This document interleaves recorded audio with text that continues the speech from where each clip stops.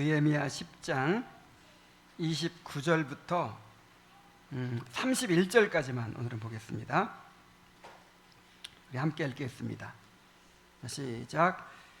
다 그들의 형제 귀족들을 따라 저주로 맹세하기를 우리가 하나님의 종 모세를 통하여 주신 하나님의 율법을 따라 우리 주 여호와의 모든 계명과 규례와 율례를 지켜 행하여 우리의 딸들을 이 땅 백성에게 주지 아니하고 우리의 아들들을 위하여 그들의 딸을 데려오지 아니하며 혹시 이 땅 백성이 안식일에 물품이나 온갖 곡물을 가져다가 팔려 할지라도 우리 안식일에 성일에는 그들에게 사지 않겠고 일곱째 해마다 땅을 쉬게 하고 모든 빚을 탕감하리라 하였고.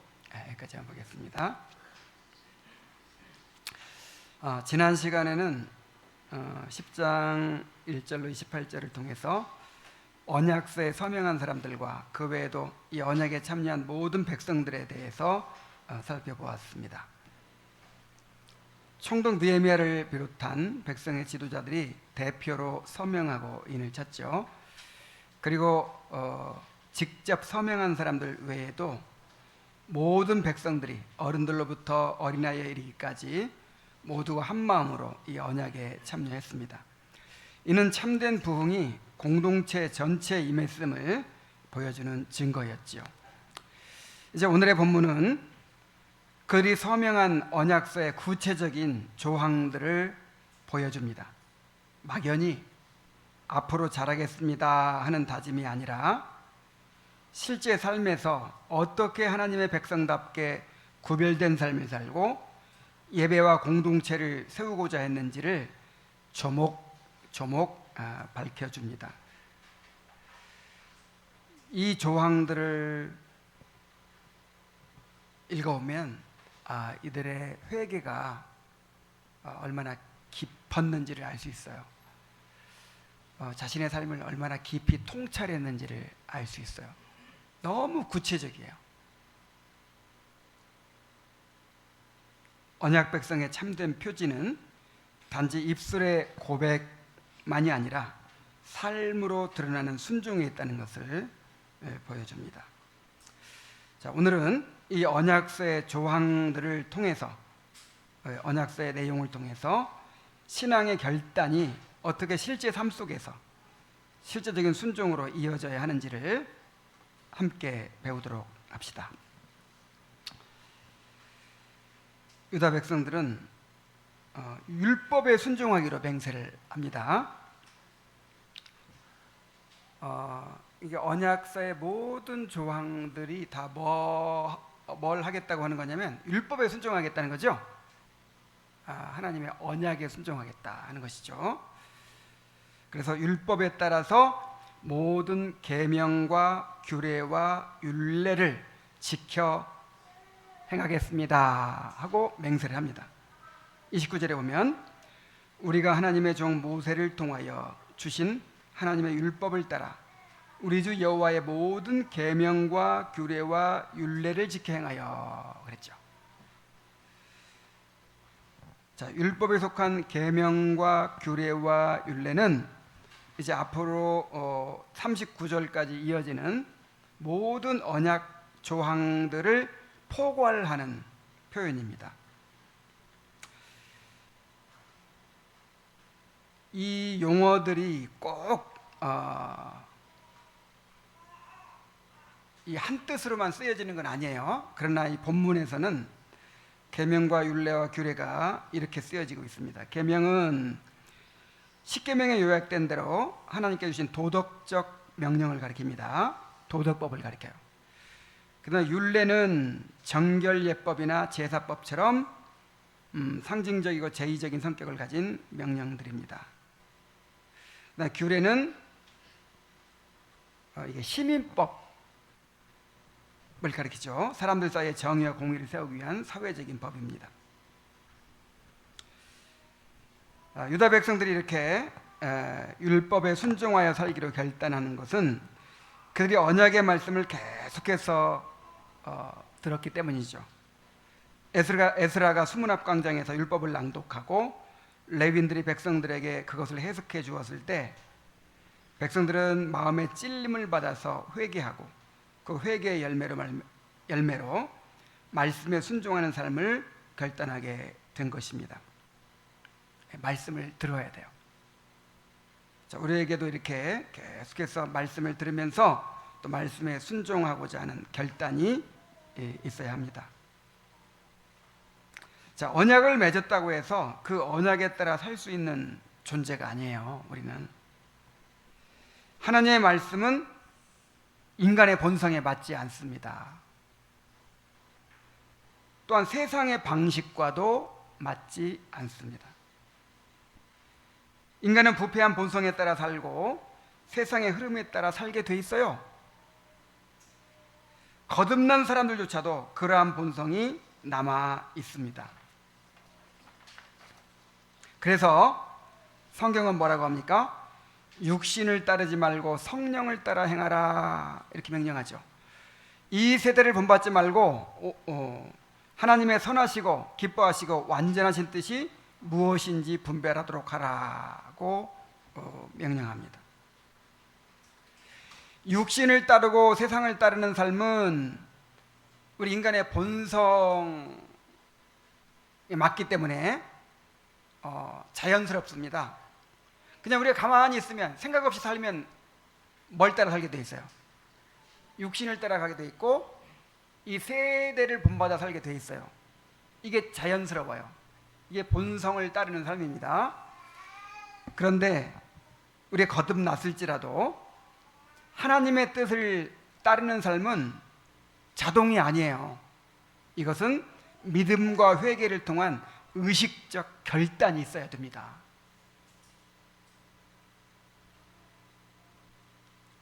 이게 굉장히 중요해요. 아무리 경건한 사람도, 아무리 뛰어난 사람도, 이제 내가 이제 저절로 기도하게 되더라. 이제 가만히 있어도 저절로 그냥 주님 뜻에 순종하게 되더라. 이런 사람이 있을까요? 없을까요? 없어요.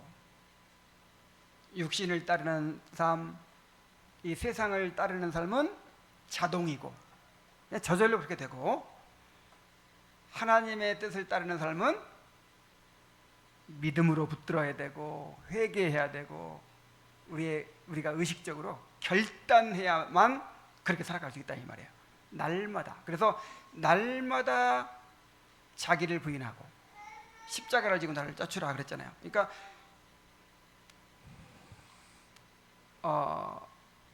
얼마 만에 한 번씩 십자가를 져야 돼요? 날마다 우리의 본성이, 우리의 죄성이 우리를 지배하고 육신의 길로, 세상의 길로 우리를 끌어가고 있어요. 자동으로 끌어갑니다. 그래서 날마다 자기를 부인하고 십자가를 지고 주님을 따라야 돼요. 그래서 지속적으로 예배에 참여하고 말씀을 듣는 일이 필요한 것입니다. 말씀이 없이는 육신의 본성이 이끄는 대로 끌려가게 됩니다. 그러나 말씀을 들을 때 영적인 어둠에서 벗어나 하나님의 뜻을 분별하게 되고 그 뜻을 따르고자 하는 마음을 갖게 됩니다. 그래, 거듭난 사람들은 부패한 본성이 남아있지만 새로운 본성이 있어요. 그래서 말씀을 들을 때 이 말씀이 양식이 됩니다. 그래서 생명의 양식이 돼요. 말씀을 들을 때 이 거듭난 본성이 힘을 얻고 활성화돼요. 거룩하게 살아야지, 하나님의 백성으로 살아야지, 언약을 지켜 살아야지, 하나님을 즐거워해야지, 이런 열망이 일어나고 또 영적인 힘이 생겨나고 동기가 생겨나고 어떻게 할 때? 말씀을 들을 때.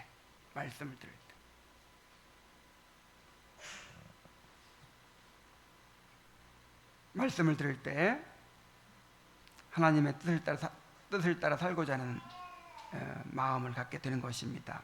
그러므로 언약의 백성들은 항상 하나님을 예배하는 자리, 말씀을 듣는 자리를 사모해야 돼요. 자, 이것은 우리 경험으로 알죠. 경험으로 말씀을 멀리하고 그냥 유튜브나 보고 텔레비전이나 보고 그냥 세상 사람들이랑 어울리고, 자, 이러고 살면 우리의 그 육신이 활성화되죠. 육신이 활성화되고 그냥 자동적으로 육신을 따라가게 되고 세상을 따라가게 돼요. 그런데 이 예배 가운데서 하나님의 말씀을 들을 때 이제 우리의 육신은 힘을 잃고 우리의 영이 소생하고 힘을 얻어가지고 우리를 이끌어가게 된다, 이 말이에요. 이건 다 경험적으로 우리가 알죠.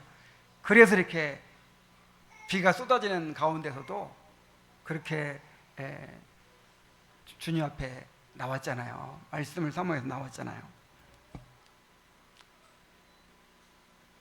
언약의 백성들은 끊임없이 말씀을 듣고 밤낮으로 그 말씀을 묵상하면서 말씀을 따라 걸어가야 합니다.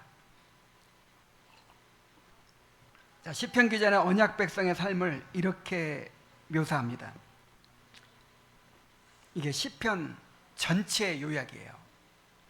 시편 1편 1절로 2절이, 자, 복 있는 사람은 악인의 꾀를 쫓지 아니하며 죄인의 길에 서지 아니하며 오만한 자의 자리에 앉지 아니하고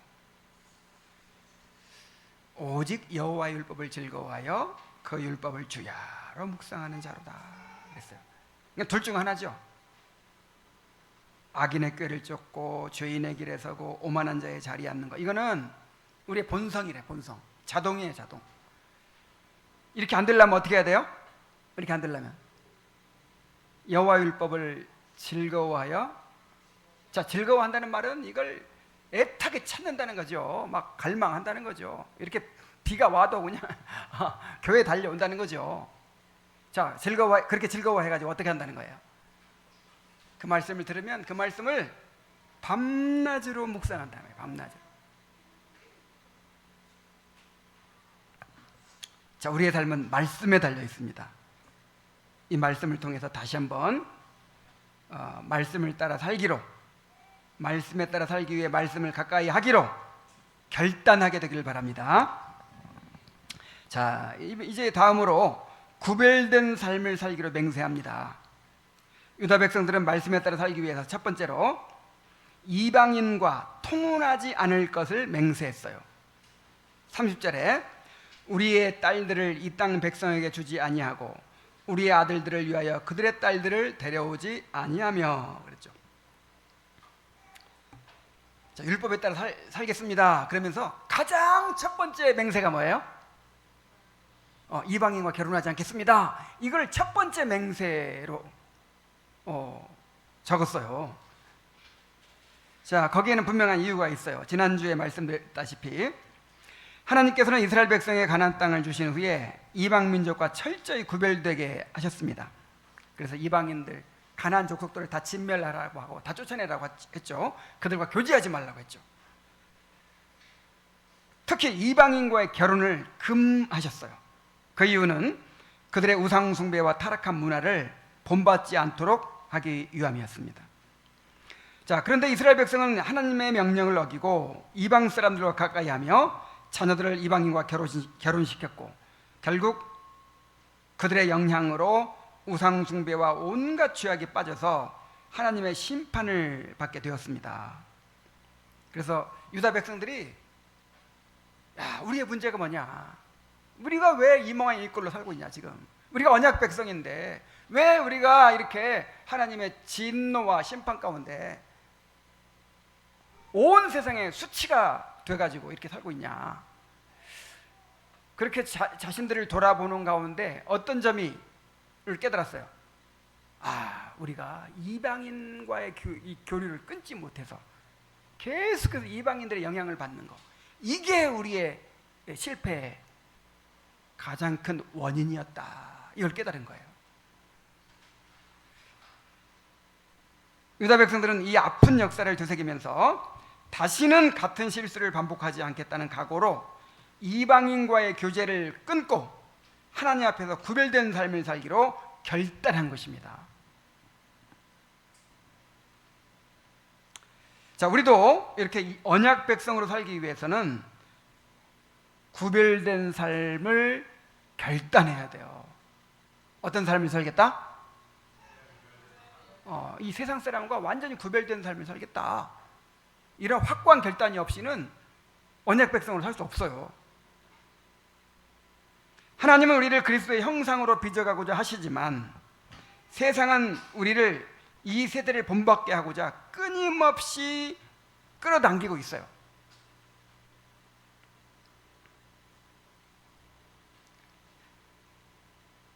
로마서 12장 1절을 이렇게 번역한 말씀을 본 적 있죠. 세상이 너희를 그들의 형상으로 찍어내지 못하게 하라. 하나님께서 우리를 그리스도 형상으로 빚어가신다는 말씀과 같은 단어예요. 그러니까 세상이 가만히 있는 게 아니에요. 세상이 가만히 있는 게 아니라 비가 많이 오면 막 시냇물이 세차게 흐르죠. 그런 시냇물을 지나가다가 딱 서 있으면 그냥 물이 가만히 있습니까? 나를 어떻게 해요? 막 쓸어가잖아요. 나를 막 쓸어가죠. 이 세상이 꼭 이와 같아요. 그래서 우리가 가만히 있으면 어떻게 해요? 쓸어가버려요. 자기의 형틀로 찍어내버려요. 세상 사람으로 만들어버려요. 그래서 너희는 이 세대를 어떻게 하지 말아라? 본받게 하지 마라. 본받게 하지 말라는 말이 세상이 너희를 그들의 틀로 찍어내지 못하게 하라, 그 말이에요. 그냥 가만히 정신 이렇게 넉넉히 살고 있다 보면 어느새 세상 사람이 돼 있는 거야.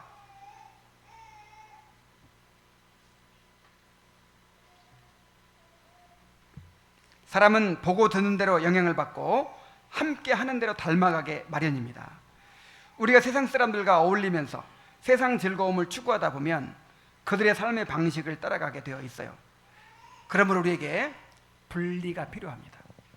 뭐가 필요해요? 고린도후서 6장 14절 18절에 너희는 믿지 않는 자와 멍에를 같이 함께하지 말라. 의와 불법이 어찌 함께하며 빛과 어둠이 어찌 사귀며 그리스도와 벨리알이 어찌 조화되며 믿는 자와 믿지 않는 자가 어찌 상관하며 하나님의 성전과 우상이 어찌 일치가 되리요. 우리는 살아계신 하나님의 성전이라. 이와 같이 하나님께서 이르시되 내가 그들 가운데 거하며 두루 행하여 나는 그들의 하나님이 되고 그들은 나의 백성이 되리라. 그러므로 너희는 그들 중에 나와서 따로 있고 부정한 것을 만지지 말라. 내가 너희를 영접하여 너희에게 아버지가 되고 너희는 내게 자녀가 되리라. 전능하신 주의 말씀이니라. 여기 맨 마지막 부분에 내가 너희를 영접하여 너희에게 아버지가 되고 너희는 내게 자녀가 되리라. 또 그 전구절 내가 그들 가운데 거하며 두루 행하여 나는 그들의 하나님이 되고 그들은 나의 백성이 되리라. 자, 이게 뭐죠? 언약 공식이라고. 언약 공식. 이게 언약의 핵심 내용이에요. 자, 하나님께서 우리를 왜 부르셨어요? 우리와 결혼하겠다고 부르셨어요. 결혼. 우리와 함께 살자고 부르셨어요. 자, 이렇게 하나님과 함께 살아야 될 사람이 세상을 가까이 하고 세상 사람들을 따라 살면 안 된다는 거예요.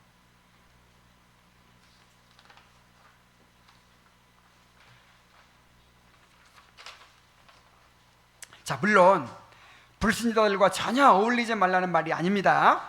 우리는 일반 은총 아래서 함께 협력해서 살아가야 되죠. 불신자들과 함께. 또 주님을 증거하기 위해서라도 그들과 관계를 맺어야 합니다. 자, 그런데 여기서 말하는 건 뭐냐면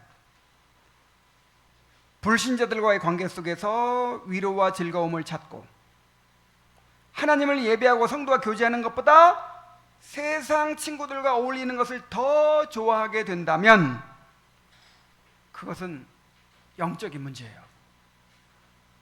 세상을 사랑하는 것입니다. 세상을 사랑하면서 동시에 하나님을 사랑할 수는 없습니다. 야고보는 세상을 사랑하는 그리스도인을 가늠하는 여자들이여 라고 불렀어요. 그러므로 하나님께 전폭적으로 돌이키기를 원한다면 세상을 사랑하는 마음을 단호하게 끊어버려야 됩니다. 그를 두려워하지 말아야 돼요. 아, 내가 이런 관계도 잃고 저런 관계도 잃고 이 사람 인심을 잃고 저 사람 호의를 잃으면 야, 나는 외톨이가 될 텐데, 나는 아무 도움도 못 받을 텐데. 자, 이렇게 두려워하면, 자, 그들을 이렇게 두려워하면 그들을 우상을 삼는 거라고 그랬죠? 이게 세상을 사랑하는 거예요. 자, 유다 백성들처럼 단호하게 끊어버리기 바랍니다. 내가 정말 세상 사람들, 그것이 가족일 수도 있어요. 가족일 수도 있고 친척들일 수도 있고 내 친구들일 수도 있고 다른 동료들일 수도 있고.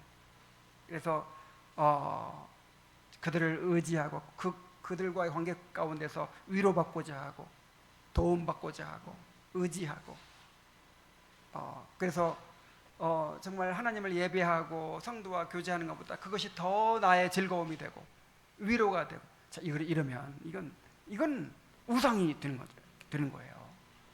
영적인 간음이에요. 정말 하나님을 즐거워하고 하나님과의 교제를 사모하고 성도와의 교제를 더욱 사모하는 그런 성도들이 되기를 바랍니다. 자, 그 다음에 두 번째로, 그들은 안식일에 상거래를 전면 금지하겠다라고 맹세합니다.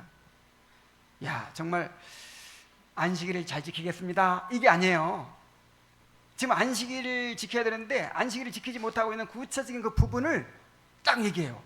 31절에 보면, 혹시 이 땅 백성이 안식일에 물품이나 온갖 공물을 가져다가 팔려고 할지라도 우리가 안식일에 성일에는 그들에게 사지 않겠고. 야, 안식일을 지금 어떤 면에서 어기고 있어요? 안식일을 어기는 구체적인 부분, 그걸 끊겠다는 거예요 지금. 자, 안식일을 지키는 것 또한 언약 백성의 삶을 좌우하는 결정적인 문제였습니다. 당시 유다 백성들은 아직 안정된 경제 기반을 갖추지 못한 상태였고 생필품의 상당 부분을 이방인들과의 교역에 의존하고 있었습니다. 그러다 보니 안식일에도 이방인 상인들이 성문을 드나들며 물건을 팔았고 유다 백성도 자연스럽게 그들과 거래하면서 안식일을 범하게 되었습니다. 자, 근데 이게 습관이 된 거예요. 습관. 이거 어쩔 수 없어, 이렇게 된 거예요.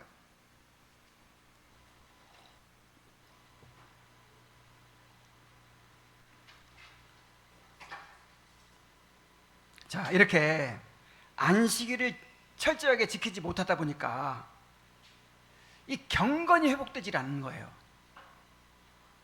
그들은 성벽을 통해서 외적인 안전을 지켜줬을지 몰라도 영적인 방벽은 무너졌다는 사실을 깨달았습니다. 그래서 이제는 진정한 회개의 열매로서 하나님의 공급하심을 신뢰하고 안식일을 거룩히 지키겠다는 믿음의 결단을 한 것입니다. 구체적으로 안식일을 지금 못 지키는 부분이 뭐냐? 안식일 날 장사꾼들이 성 안에 들어와요. 그때 아니면 물건을 살 수가 없어. 그러니까 그날 어쩔 수 없어. 이건 어쩔 수 없어. 이때 아니면 장을 못 봐 하면서 안식일 날 물건을 사는 거. 요것이 습관이 된 거죠. 습관. 이 습관을 끊겠습니다, 이렇게 결단한 거죠. 우리도 언약 백성으로 살기를 원한다면 정말 이 주일 성수를 결단해야 돼요. 일주일 중 하루를 하나님의 날로 구별하여 지키는 것은 우리 삶에 대한 하나님의 주권을 인정하는 것이고 하나님의 돌보심을 신뢰하는 믿음의 고백입니다. 안식일은 구약에서 언약 백성의 표징이었어요. 뭐였다고요? 그리고 우리가 십계명을 얘기할 때 제4계명을 하나님께 대한 사랑의 표상이라고 말했죠. 표상. 그러니까 하나님께 대한 사랑이 어디에서 가장 먼저 드러나요? 주일을 지키는 데 드러나요. 내가 누군가를 사랑하면 그 사람 만나는 날을 얼마나 소중하게 여기는가, 그걸 통해 드러나잖아요. 주일은 누구의 날? 말 그대로 주님의 날이잖아요. 주님의 날. 내 날이 아니라니까요. 그래서 이 주일을 거룩히 구별하여 지키는 거, 이것이 주님께 대한 사랑의 표상이에요. 언약 백성의 표징이에요.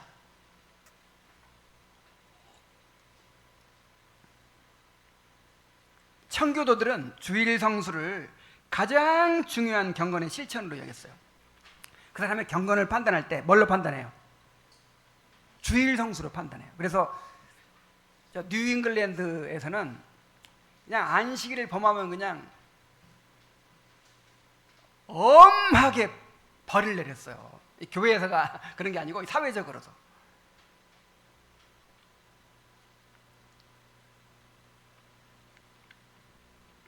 그리고 이제 청교도 시대에 이 청교도들의 신앙을 좀 이렇게 무너뜨려야겠다 해가지고 나온 정책이 있었는데 그게 뭐였었죠? 오락법. 그러니까 주일날 국민들이 너무나 피곤하게 산다.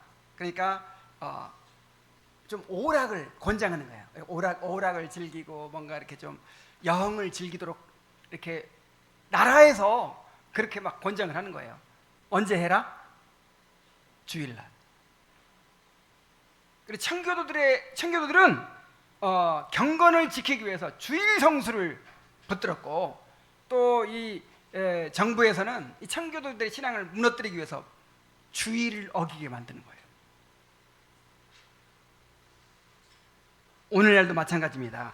주일이 무너지면 신앙이 무너집니다. 맞습니까? 주일을 회복하지 않으면 참된 경건을 회복할 수가 없어요. 우리가 하나님 앞에서 언약을 새롭게 하고자 한다면 주일을 하나님의 날로 거룩히 구별하여 지키는 일부터 결단해야 합니다. 지금은 없지만 전에 정말 교회 왜 주일날 하루 종일 교회에서 예배 이렇게 많이 드리냐, 교제를 이렇게 오래 하냐, 시간을 이렇게 오래 보내냐, 그렇게 불평하는 사람이 있었어요. 뭔가를 오해하고 있어. 이 주일이 내 날이 아니야. 누구의 날이야? 엿새 동안은 자기를 위해 사는 거예요. 엿새 동안은 그냥 열심히 일하고 뭐 오락을 즐기고 얼마든지 할 수 있어. 근데 주일날은 나를 위한 날이 아니라니까. 주일 하루는 종일 하나님을 예배하고 성도와 교제하고 또 성도를 섬기고, 자, 이런 일로 보내는 거예요. 이런 일로. 아시겠습니까?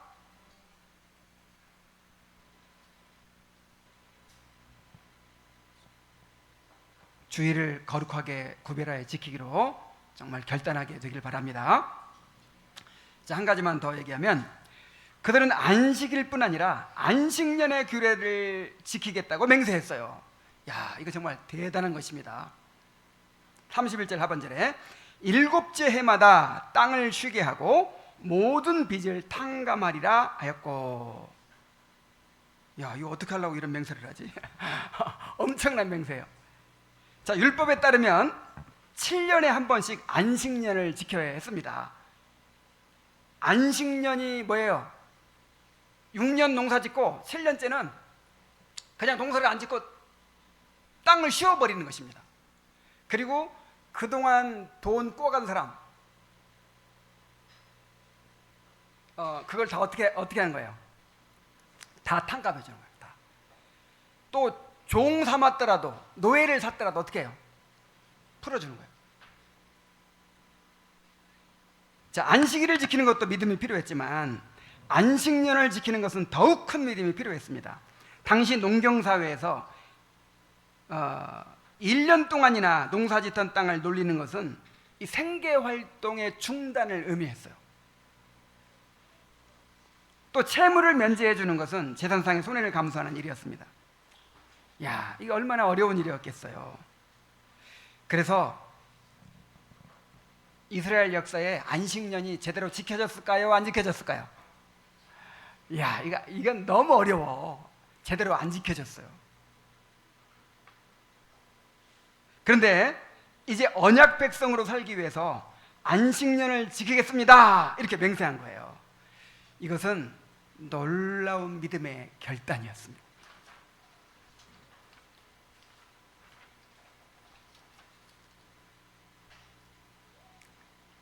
자, 오늘날에는 더 이상 안식년 제도가 없죠.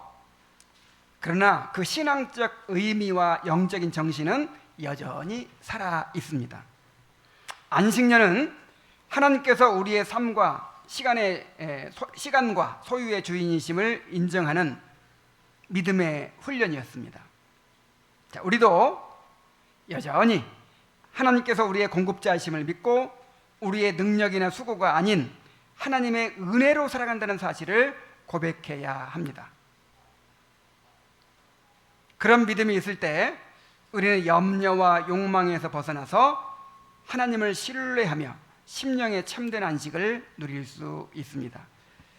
또한 자신의 권리를 내려놓고 주님의 몸된 교회를 섬기며 용서하고 나누는 삶을 살아갈 수 있습니다.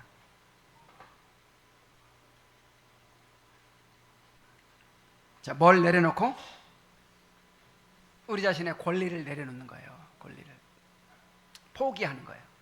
자, 내 걸 뭔가 내려놔야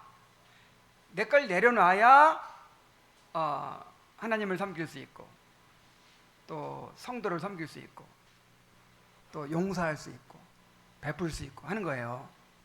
맞습니까? 근데 내 걸 내려놓지 못하니까 그렇게 못하는 것이죠. 근데 왜 못 내려놔요? 이거 놓으면 내가 죽을까 봐. 근데 안식년은 어떻게 지켜요? 안식년은 6년 농사 짓고 7년째 그냥 쉬어버리는 거예요.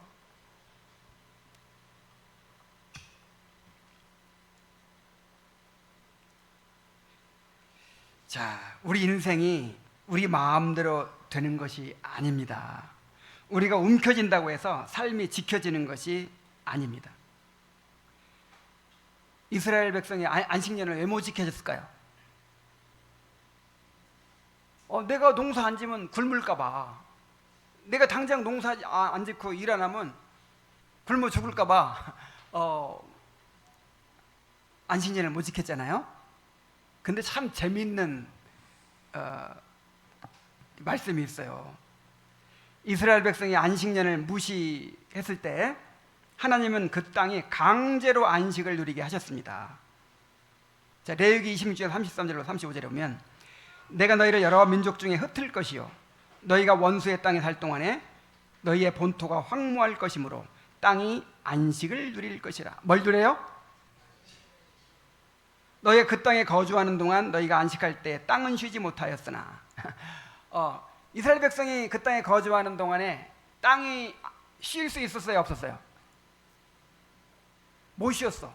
이 사람들이 안식년을 안 지키니까. 그러나 그 땅이 황무할 동안에는 쉬게 되리라. 자, 이 예언이 언제 이루어졌냐? 역대하 36장 21절에 이에 토지가 황폐하여 땅이 안식년을 누림같이 안식하여 70년을 지냈으니 여호와께서 에레미야 입으로 하신 말씀이 이루어졌더라. 자, 그러니까 이제 왕정 시대만 하면 대개 한 490년 돼요. 그러면 490년 동안 안식년 몇 번 지켜야 돼요? 70번 지켜야 돼. 70번 못 지킨 거 그냥 나라를 완전히 그냥 다 황무하게 만들어버리고 포로로 잡아가 버리니까 저절로 안식년을 그냥 70년을 지킨 셈이 됐죠. 막 그렇게 우리가 아등바등 그냥 막 내 힘으로 안 하면 움켜쥐지 않으면 그냥 다 날아가 버릴 것 같고 막. 그런데 하나님께서 한번 그냥 툭 치시면 그냥 어쩔 수 없어요. 자, 솔로몬은 여호와께서 집을 세우지 아니하시면 세우는 자의 수고가 헛되며 여호와께서 집을 지키지 아니하시면 파수꾼의 깨어 있음이 헛되도다. 너희가 일찍 일어나고 늦게 누우며 수고의 떡을 먹음이 헛되도다 그랬어요. 인생의 집은 우리 자신의 힘으로 세워지지도 않고 지켜질 수도 없습니다. 아무리 애쓰고 힘써도 하나님이 한번 불어버리면 바람에 나는 겨처럼 날아가 버리고 맙니다. 그러나 여호와께서 그 사랑하시는 자에게는 잠을 주시는도다 그랬어요. 이 잠이 안식이잖아요. 안식. 자신을 내려놓고 온전히 하나님께 맡기는 사람을 하나님이 책임지신다는 거예요. 그런 사람에게 참된 안식이 있습니다. 자신을 고집하지 말고 내 힘으로 움켜쥐려고 하지 말고 하나님께 굴복함으로 참된 안식을 누리게 되기를 바랍니다. 우리 아이들 키우는 것도 그렇게 내가 잘 키우겠다고 그냥 내 힘으로 되는 것처럼 막 그렇게 한다고 해서 그렇게 내 뜻대로 됩니까? 정말 하나님께 맡기고 하나님의 방법대로 하는 거예요. 하나님의 방법대로.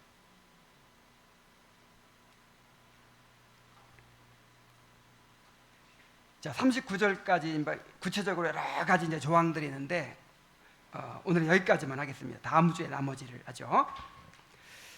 자, 결국 유다 백성들의 결단과 맹세는 하나님과의 언약을 회복하고 그분의 주권 아래 살아가겠다는 전인격적 믿음과 순종의 고백이었습니다.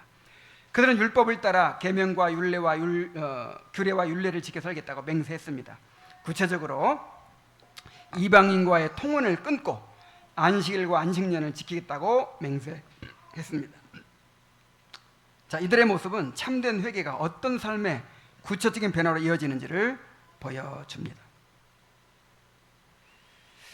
그래서 이 말씀을 이제 묵상하면서 그 이스라엘 백성들의 삶을 생각하면 참 쉽지 않았겠다 그런 생각이 들어요. 여러분 그 구약 성경에서 이스라엘 백성들의 역사를 보면서 아이고 이 답답한 사람들 또 우상을 숭배하고 아이고 왜 이렇게 혹시 그런 생각 해본 적 있어요? 근데 한번 이스라엘 백성 입장을 한번 생각해 보세요. 얼마나 어렵겠어요. 진짜 이스라엘 백성 그 이방인들하고 삶이 완전히 달라요. 완전히. 예를 들어서 이스라엘 백성들은 3가지 11조를 내야 돼요. 3가지.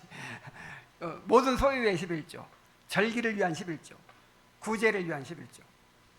그 다음에 1년에 3차례 이상 절기를 지켜야 돼. 농사짓다가 양치다가 일주일간 그냥 다 비우고 막 가서 지켜야 돼. 일주일에 하루 무조건 쉬어야 돼. 안식일. 그 다음에 7년에 1년 안식년으로 쉬어야 돼. 50년 만에 한 번.